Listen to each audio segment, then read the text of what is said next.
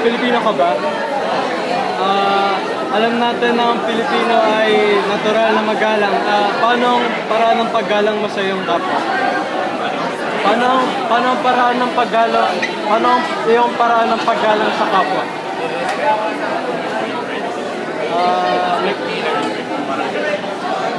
Nagpapuwat opo ka ba sa mga magulang?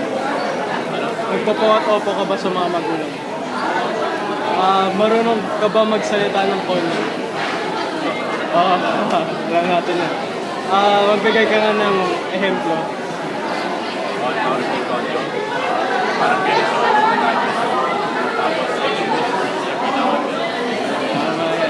Sa tingin mo ba ito, since tumatakbo ka sa eleksyon,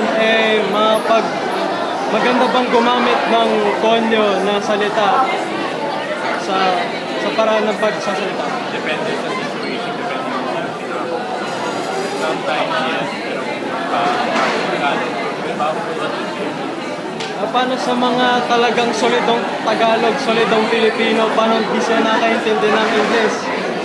Tuluyan mo pa rin bang gagamitin yung pagiging konyo? Okay, salamat.